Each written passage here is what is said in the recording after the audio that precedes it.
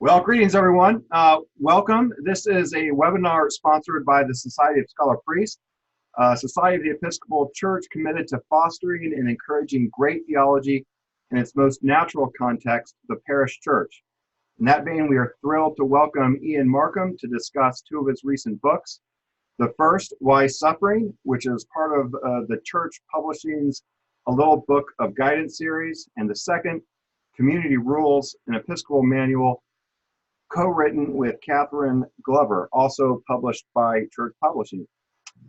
The Very Reverend Dr. Ian Markham is the Dean and President of Virginia Theological Seminary. He has published books on a wide variety of topics, including systematic theology, Islam, liturgy, and popular theology. He also serves as priest associate at St. Paul's Episcopal Church in Alexandria, Virginia. Co-hosting this interview with me is the Reverend Dr. Daniel McLean. He is Episcopal Chaplain at William and Mary and an Associate Rector at Bruton Parish, Williamsburg, Virginia. Let's see here. An Adjunct Professor of Systematic Theology at the General Theological Seminary. Dan's currently working on projects related to theology and children's literature, the Trinity, and a study of Bonaventure. And we welcome everyone else who has joined us via the internet. If you like to post comments, I'll have them up on my computer, and at the end, we'll invite anyone to unmute and join the conversation. With that, welcome. How are you, Ian? I'm very well, thank you, and thank you for inviting me on. Yes, thanks so much for joining us. Well, we thought we'd first start with maybe you just kind of giving us an overview of these two works, kind of what motivated you to do them. How was that process and the results? So let's start with Why Suffering. Why Suffering was a project that I was asked to be involved with by Church Publishing. As you know, it's probably the question that haunts every disciple of Jesus Christ, and it's one that provokes a lot of discussion and agonizing. It's a question that's both, personal. We all suffer and we all have to cope with the mystery of that suffering. And it's also theoretical. It's one that people worry about in terms of, does faith make sense in the light of my experience of suffering and the reality of suffering around this world of ours? And the challenge of trying to provide a thoughtful response in, 4 chapters was just too irresistible to resist.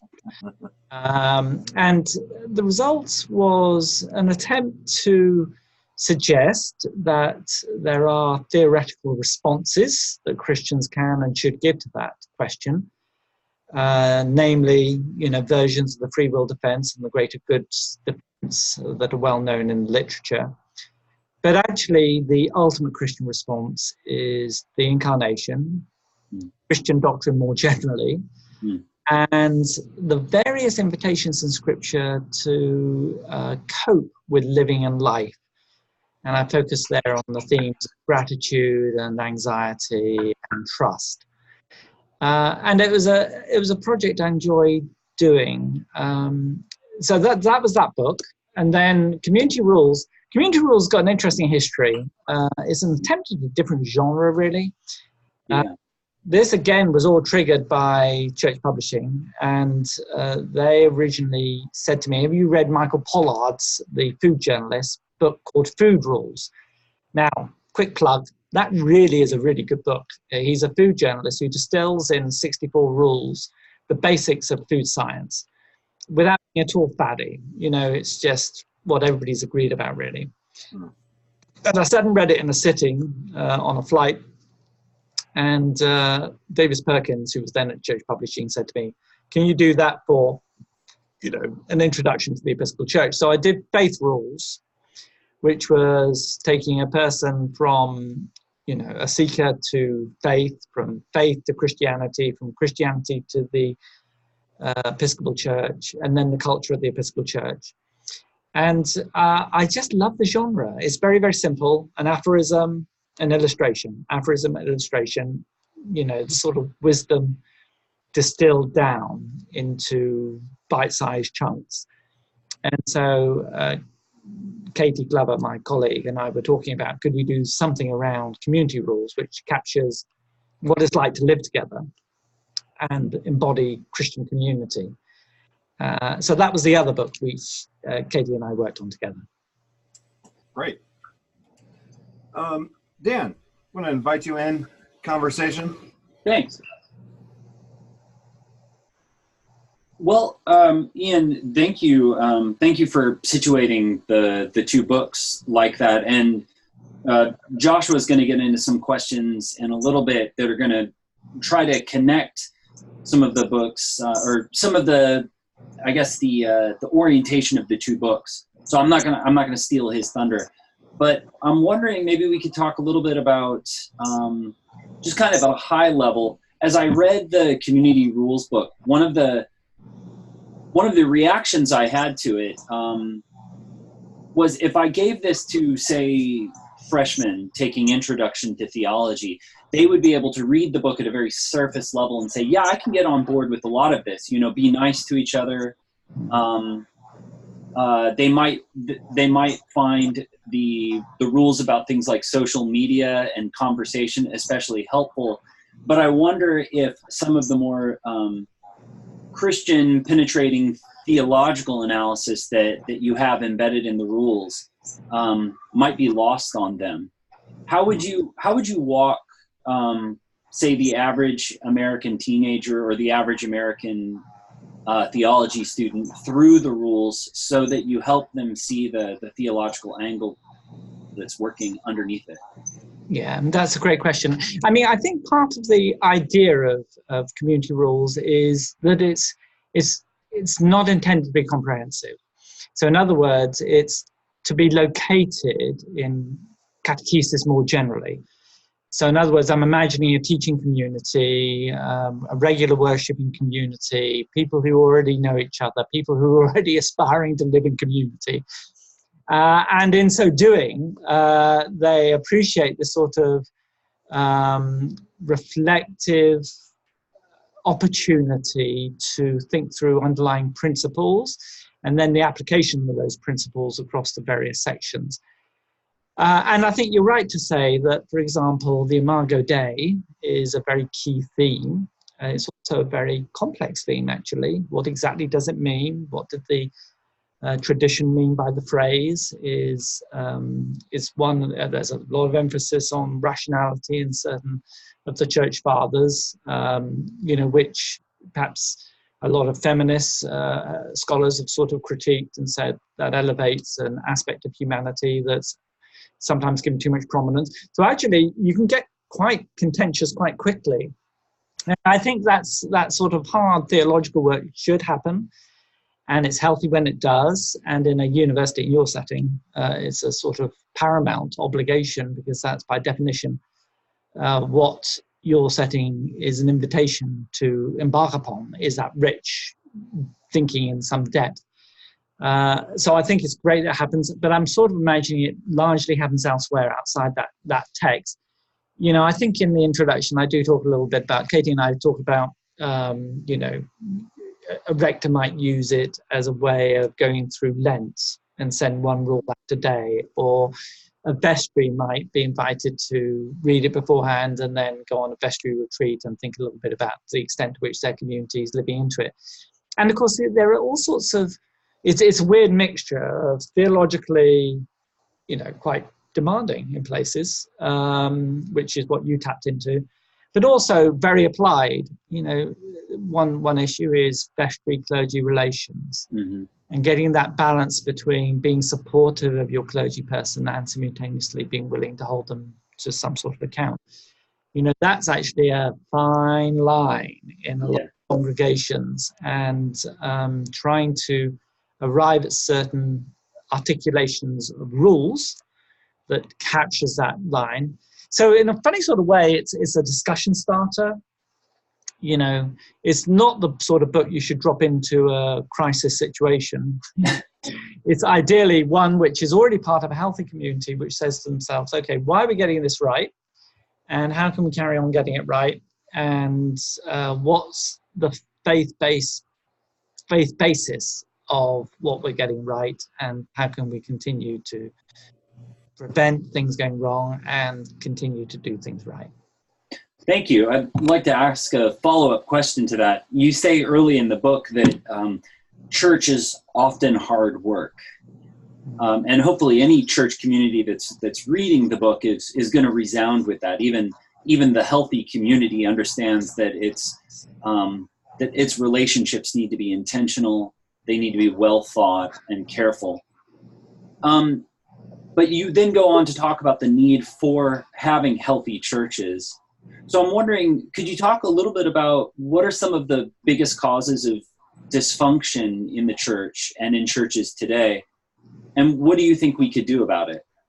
Yeah, that's a really good question. There's probably a version of this book which is rules for getting out of church that's gone wrong or something like that, Sure. One thing I'm very acutely aware of is there are just too many Christian experiences where when they're on the edge of church is actually positive and good. That they appreciate the liturgy, they appreciate the encounter on a Sunday morning, they make some friends, it's really good. But the further they get involved, the harder it becomes. And I've met people who've lost their faith and served on the vestry. And that's sad. I mean, that's now, what is it? So what's the cause? Well, Christian communities are made up of redeemed sinners, and Jesus did not die in vain. And, we're not Methodists. We don't believe we're all perfect by virtue of atonement. We recognize that we're still on a journey, and we bring our frailties and problems and into the Christian community, and and the more intense your experience of that community is, sometimes the greater awareness you have of our brokenness and our dark guests and our demons that we're bringing to church. And therefore part of what the book's trying to do is sort of manage expectations. So church can be hugely life-giving. Church can save a human soul from loneliness. But church can also be challenging. And just because we're all Christians and we all believe we seek to imitate Jesus of Nazareth in our discipleship does not mean that you're not going to get mad with each other, you're not going to misunderstand each other, you're not going to be hurt. Therefore, start adjusting your expectations of what church feels like. So many people go around the world searching for the perfect Christian community, or even perfect community, period. And the truth is, they imagine they find it in church, and that's not the case. So it's manage expectations is, in fact, a sub-theme of that book. That hits nicely. I thought, reading through the two books side by side, Ian, I almost thought you could have conjoined them in a way. Why suffering, community rules. So community rules, why suffering. Yeah. No, I can see what you mean. I think you're right to say that the interesting thing about why suffering is community is a huge part of the answer. Yeah. It's being part of the believing community that's actually the biblical response to suffering, and it takes all forms. We're there to support each other. We're there to understand what's going on. We're there to trust that in this moment. We're there to trust that grace will be in the tragic. That's all work of church. That's all part of it. Sure. Yes. So community is part of the solution, but as you just said, part of the problem, right? The person who joins the vestry and ends up leaving the church. Yeah. I picked up on that theme with the why suffering text early on. You kind of made the point that some of the hardest parts of suffering is the kind of common suffering that's most impactful for faith. Oftentimes we think, at least the kind of undergraduate presentation of suffering is always first to the genocide, right? And to this kind of grotesque evil. But, kind of by definition, where we are most likely to experience the most kind of grating suffering is the small individual or communal acts of suffering, which can be. No, it's that's very insightful. You know, the big mystery about suffering is so many human lives, so much of the time, are just unhappy. Yeah.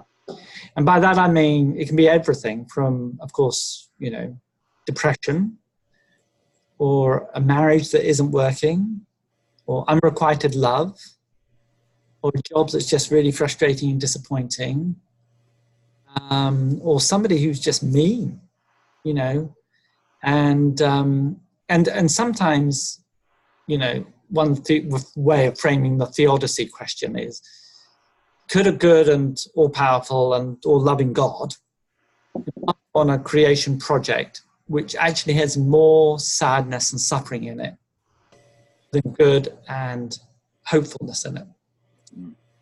And any priest, talk to any priest, especially a priest which does spiritual direction or, you know, the rite of reconciliation, you know, you can be in a fortunate church in so many ways, you know, with resources, lives that are successful ostensibly, and you just only have to dig a little bit and you find there's deep sadnesses and you know, upbringings that were difficult and abuse that was horrendous and loss that's part of them, or estrangement with siblings, or estrangement with children, or estrangement, you know, and it's, you start sort of thinking, good heavens. And then you sort of multiply it out, and it is very, it's often, you know, if you do the Geiger counter, how are you feeling today? And has my day been one of, on the whole, more good than bad?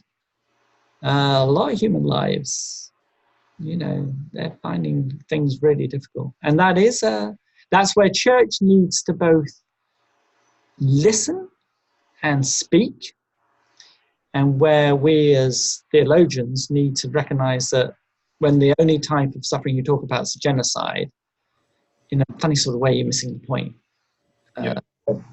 Because it's more than that.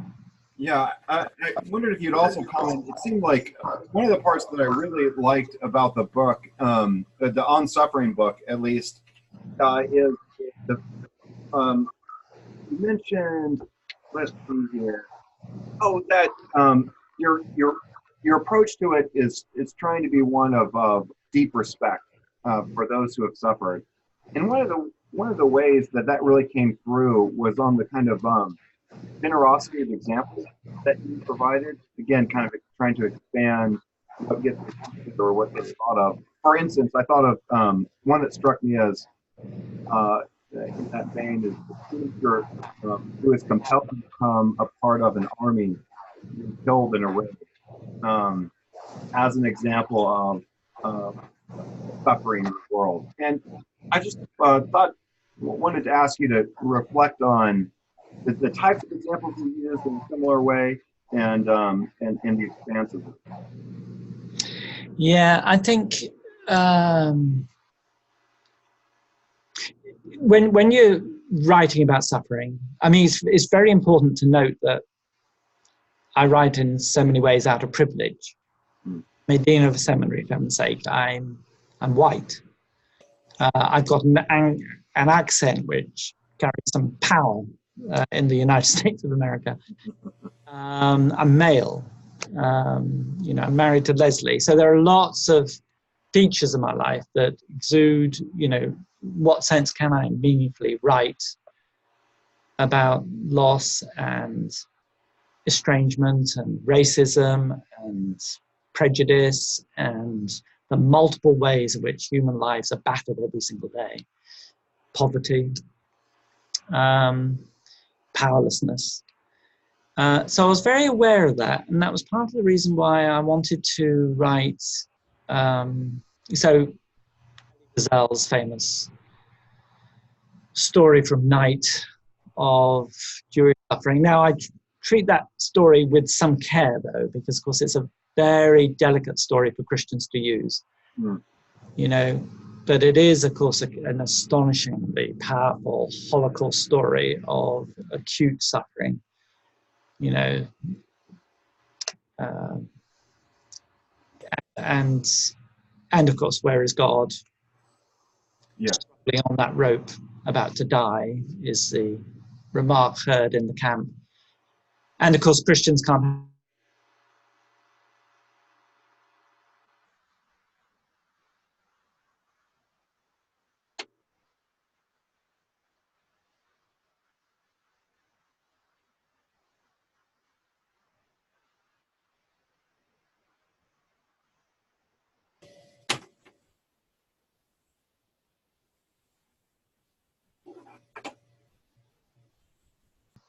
And then always write with a humility that, you know, and for me, I do spend all my time just shaking my head, really, you know.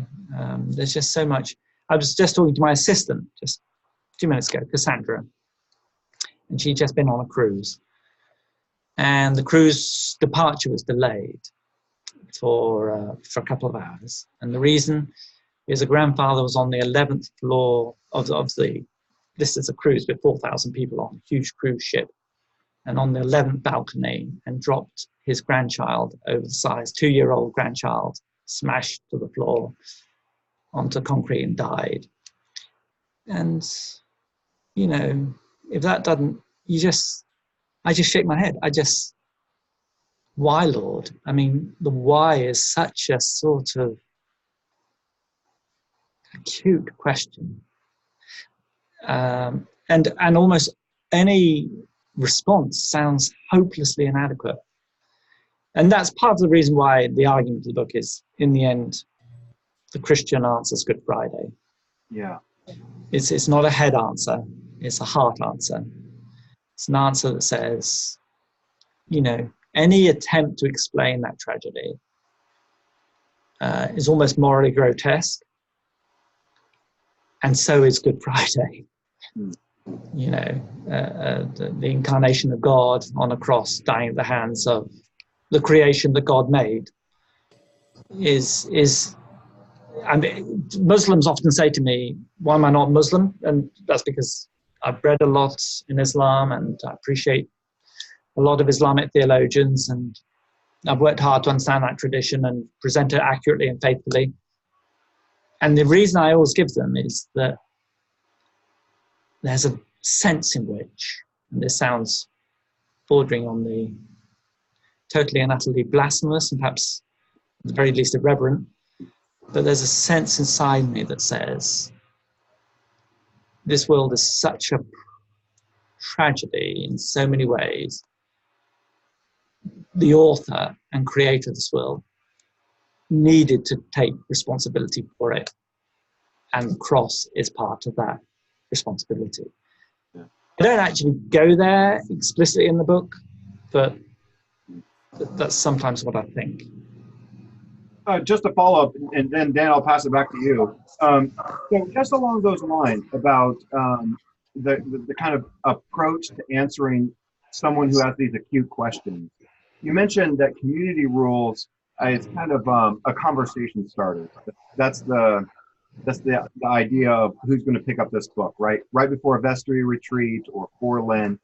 Not in ultra crisis mode, but you know, so with the On Suffering book, did you have a target audience in mind there too? Of who might pick up the book, for what context? Again, I'm hoping it's not picked up really by somebody who's just coping with the loss of grandchild who was dropped to his death at the start of a cruise. In many ways, I'm hoping it's picked up. I am aiming at the, you know, the freshman. You know, I am aiming at the Christian who's got a friend who constantly says, one reason why I never go to church is because I just don't see how God could have made a world like this. So it is apologetics, It is an attempt to sort of say, here's a short book, you know, which tries to respond to a problem that many people of faith and people seeking have with Christianity. That it's so again, in the same sense, I don't want community rules read by the church, which is, you know, it's dysfunctional and falling apart, because I think that needs something more fundamental. And I'm not expecting somebody who's actually in the midst of personal tragedy and suffering to read Why Suffering. In both cases, it's a text intended for people who are in either healthy communities which are striving to be healthier, or people who feel this is a real problem facing faith and would like a sort of distilling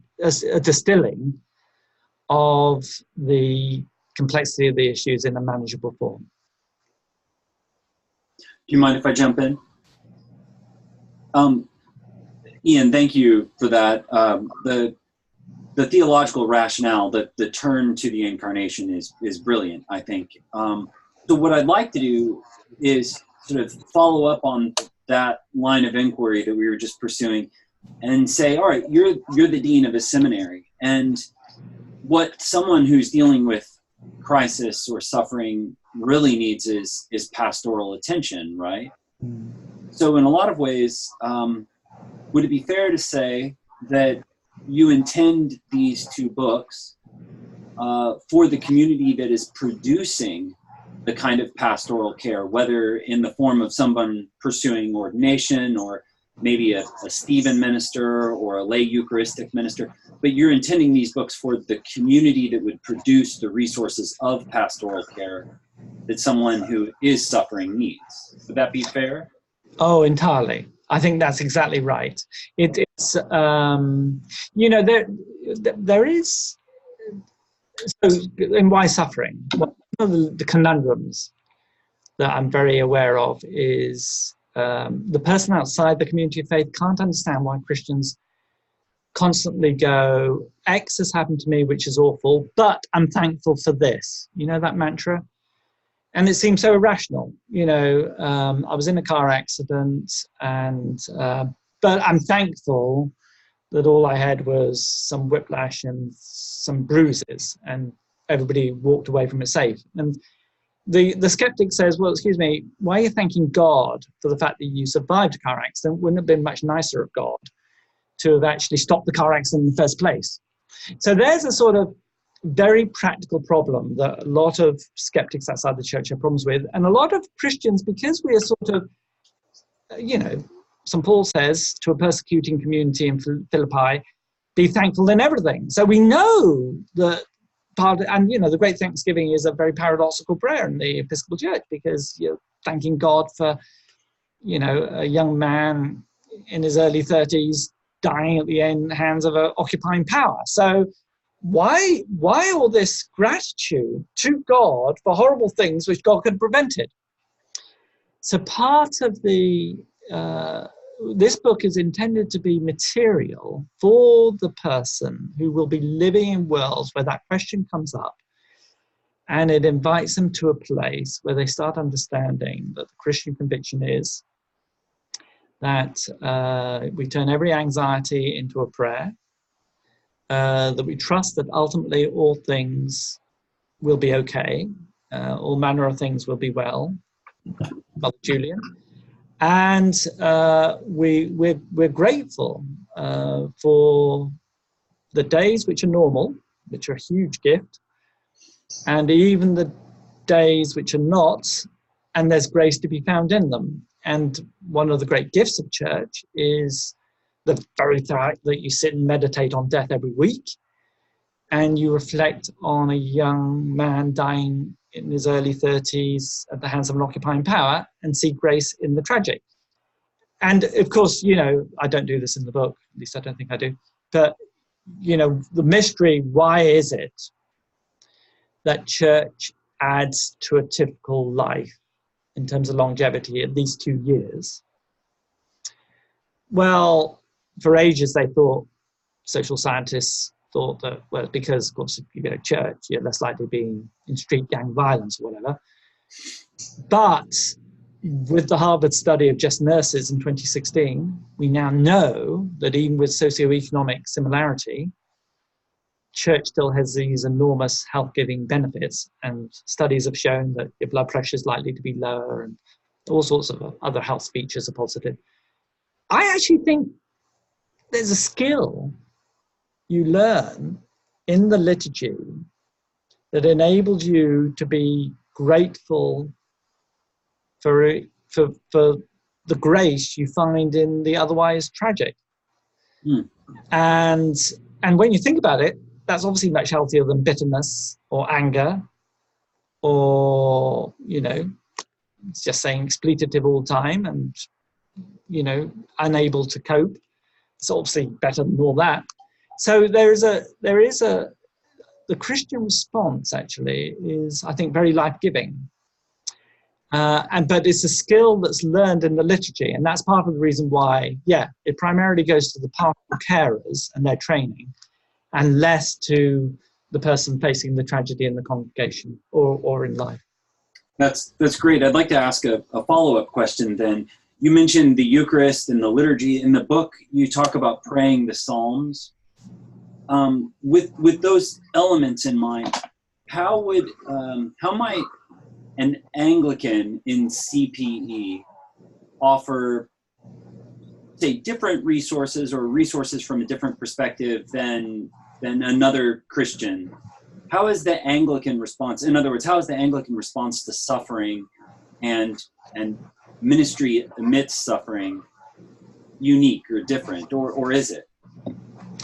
I think it's a different emphasis. So in other words, so let's take the Psalm. I think if you're in CPE and you're with somebody who's clearly just angry, I think it's good and healthy to say, look, we're going to do a little Bible study together, if you don't mind. I'm going to take you to Psalm 139. I'm going to take you to this extraordinary psalm, which is all about people who've been, turned into refugees, who've been forcibly sent into exile. I want you to understand the bitterness and rage against God in the psalm, and I want you to allow yourself to be angry with God. So in other words, the very fact that psalm is still in our lectionary. The Episcopal Church, I think, is an irritating habit of, taking problematic passages out of the lectionary. Yeah. We're slowly only being left with the Syrophoenician woman. So but that's still in there, and I think it's an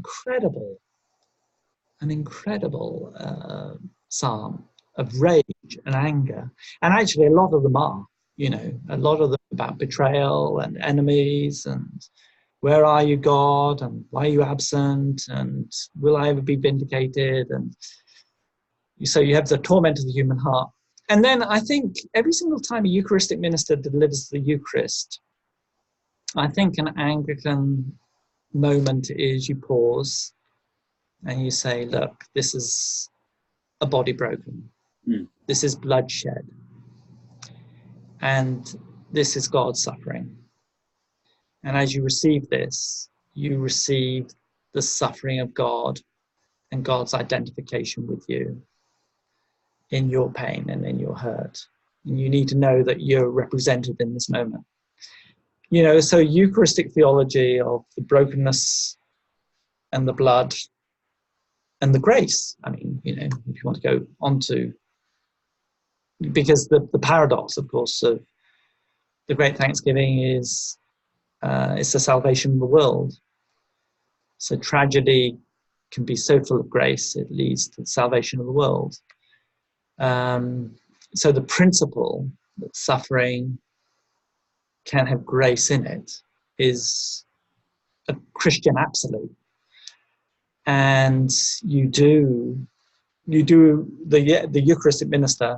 So this is where Eucharistic ministers are some of the most important people in a congregation. They really are. They're precious. And a side of me would love to see this book used as part of a training for them. So when they deliver the Eucharist to somebody who's housebound or sick or, in hospice, they're actually invited to see in the Eucharist a message that applies to the predicament they're facing at that moment.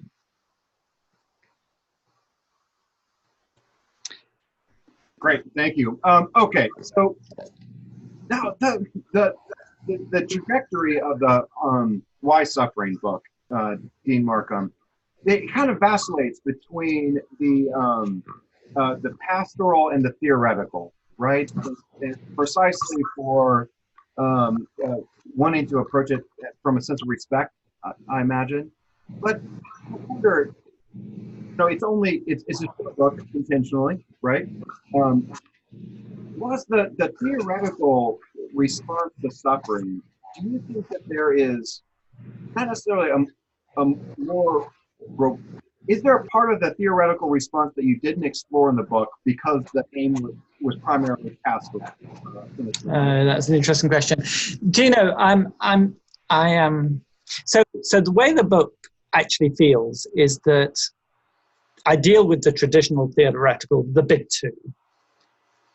And I sort of say, faced with Ivan's question in the Brothers Karamazov, really, you sort of get where Dostoevsky is. And then I say, okay, the primary Christian response is the incarnation. And then I move into, but there's also greater explanation around suffering in the Christian tradition. So I talk a little bit about sin and creation and atonement and sanctification, church, ecclesiology. So that's the structure of the argument. So it is making an argument. And the irony is, all the very theoretical explanation for suffering and pain that's at the beginning of the book, it all pops back up again. So the Christian claim that we're all sinners is a version of free will defense. However, what I didn't want, so a very pivotal moment in my biography was actually a seminar with Richard Swinburne, Oriel College in Oxford. I was there as a visiting scholar attached to University College, and I was on sabbatical from the University of Exeter. And he was very sweet. He invited me to dinner, and I went to his rooms and invited me to join a class. And it was actually became his book on theodicy. And the problem I had with it is Richard Swinburne really does think there's a rational explanation for evil and suffering, which is the reason why this world should be the way it is. But the problem he's constantly got, and of course all theodicies have this problem in one sense, is this world's so great as far as Richard Swinburne's concerned that heaven doesn't make any sense. The Christian hope that we will be in an environment of love, where we will be received in the presence of God, is actually down here, because the benefits of a suffering world are just so high. And so therefore that's a very intrinsic problem with a convincing theodicy, is if your theodicy for this world is so convincing, then it actually denies a Christian truth. And that is, the fallenness and brokenness of the world will ultimately be redeemed in the kingdom to come. I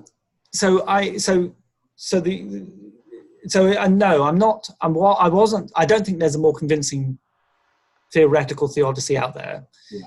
And the argument of the book is actually trying to reconcile the fact that, yes, this is a world that God could have made and has made, with the Christian conviction that this world is not it, and it too will pass away and be superseded with a world where love and justice and perfection are in harmony.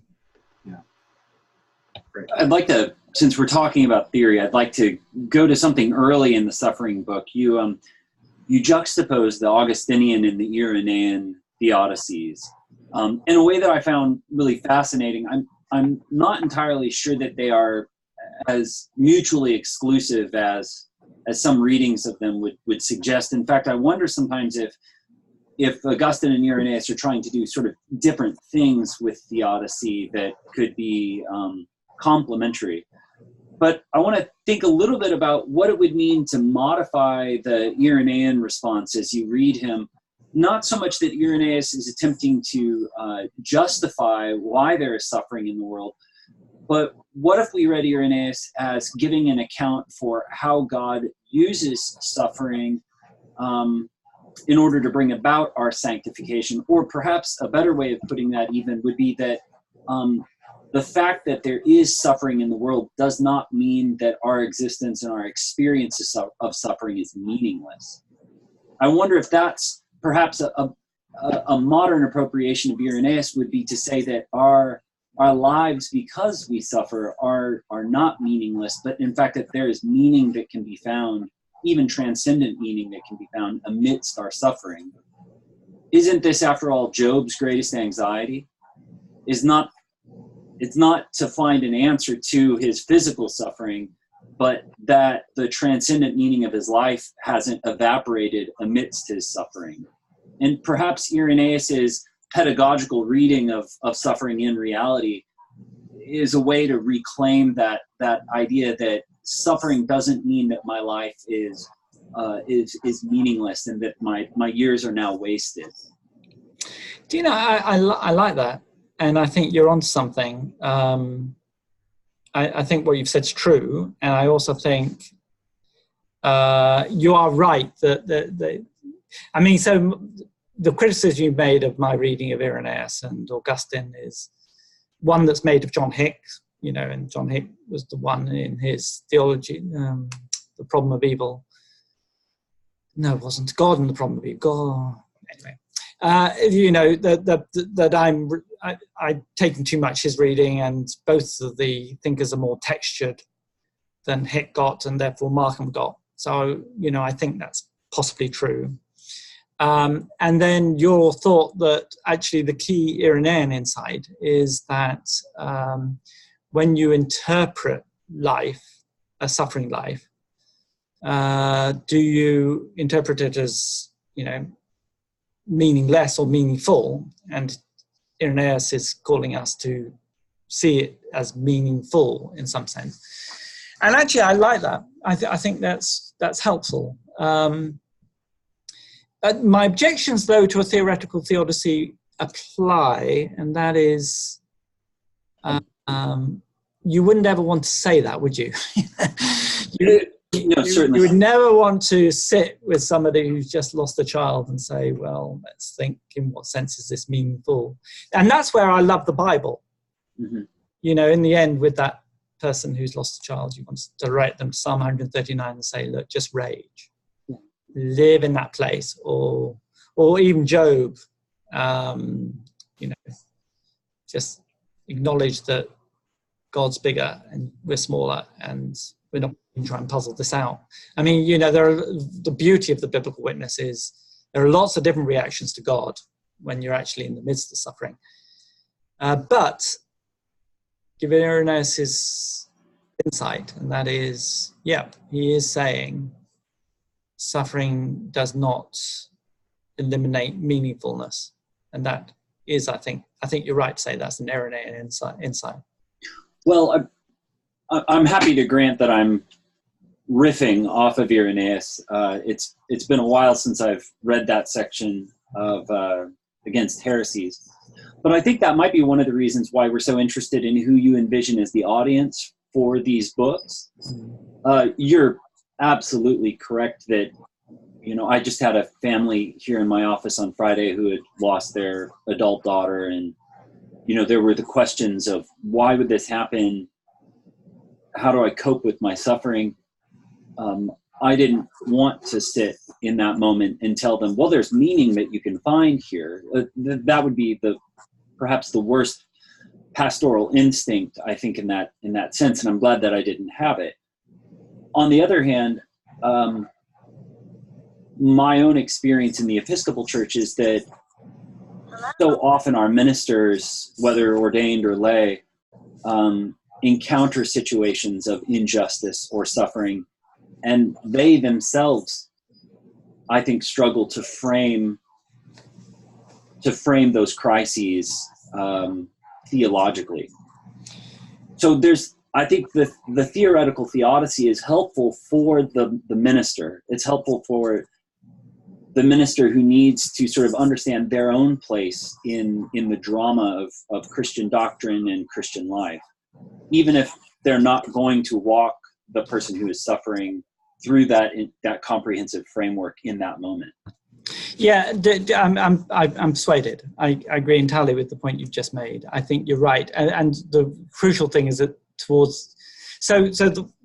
what I try to do is take your theoretical theodicies and say, let's not stop there, but then let them all come back as part of the biblical and theological witness. And I do think, I think every priest, every leader, every Christian needs to be able to say to the freshman who says, I don't believe in God because I just can't understand why a good God created a world like this. You do need some sentences that you then construct. I mean, in 1 Peter, we're exhorted to have an answer to explain the hope we have within us. So therefore you've got to be able to sort of say, okay, let's just pause a little bit and decide whether or not you can understand that a lot of wickedness isn't God doing it. It's just human wickedness. Now, could God stop all those instances of human wickedness? Yes, and perhaps does quite a lot of the time. In the end, the Germans did lose the Second World War. But if God does it all the time, what would that universe be like? So I do think, I'm not going back to Richard Swinburne, although I don't buy the project as he framed it, I do affirm the legitimacy of that as part of the work that needs to happen. Okay, so I mean, I don't know what I think about it. Maybe Sam Harris is right. Okay, so you talk about Sam Harris at the beginning of the book, who presents the kind of coherency argument again. And I wonder if there's a way of rewriting Harris's complaint into the Job narrative, which is you can take the path of Richard Swinburne, which is constructing this extremely elaborate weights and measurements, where suffering is lost on one side and happiness on the other, and how do we make sense of all of it? And I wonder the coherency of that, whether Harris isn't closer to Job than he realizes.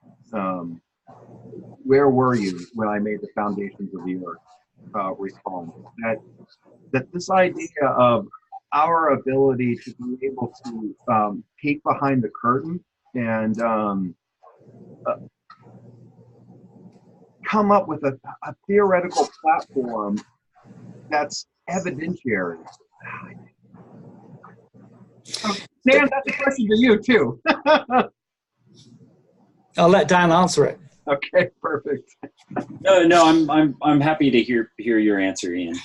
I think, okay, so a couple of reactions. One way I could have written this book is I could have taken you through different responses that different writers and theologians give, and one of them is silence.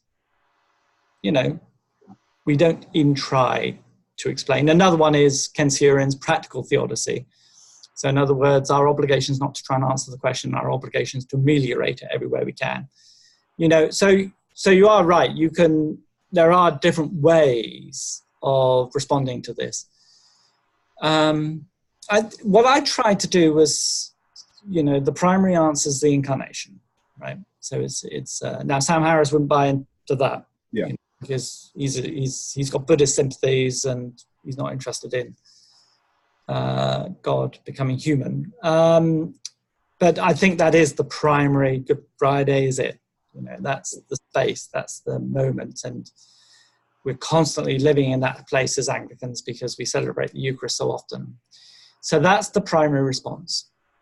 And then where I'm into silence where you have to be into silence, but if you don't need to be into silence, then I'm sort of don't mind talking. I think there are things. I mean, I think the Christian hope has to be part of it. You know, I think if you don't believe in anything beyond the grave, I think theodicy becomes much, much harder. I think sin is definitely part of it. You know, we have propensities to wickedness, and the extent and depth of that is part of the problem and reason why there's so much suffering in the world. And I think, you know, grace is part of it. You know, that even in the hardest of situations, human lives see glimmers of hopefulness and redemption. And I think that's all part of it.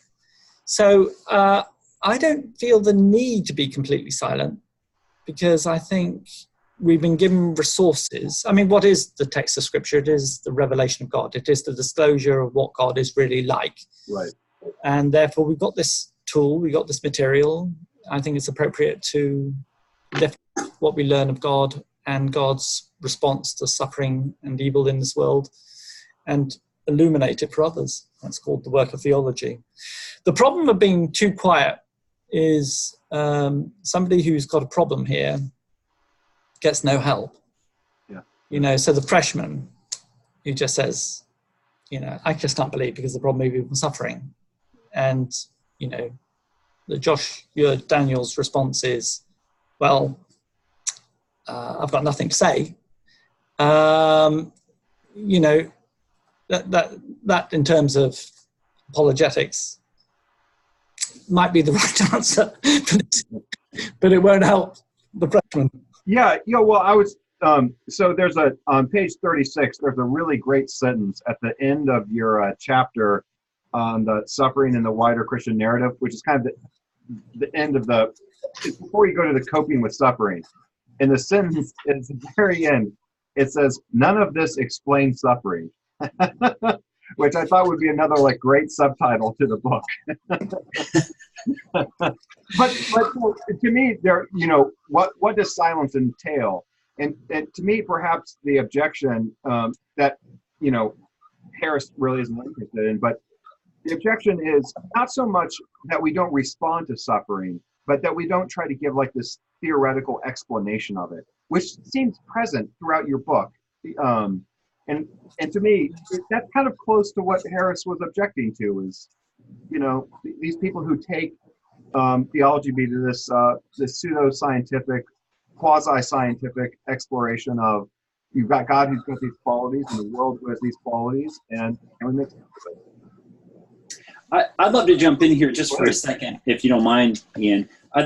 So some of the theoretical, practical distinction that we're drawing, you know, of course, the church fathers would be raging right now because there's nothing particularly wrong with theoria, right? Like it's part of the therapy of the soul.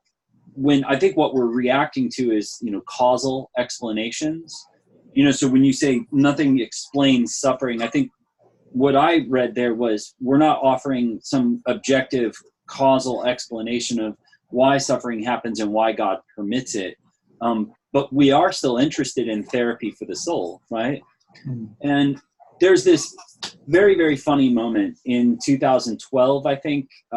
Richard Dawkins and Rowan Williams are debating at the Royal Academy, and a young woman stands up and poses the question of natural evil.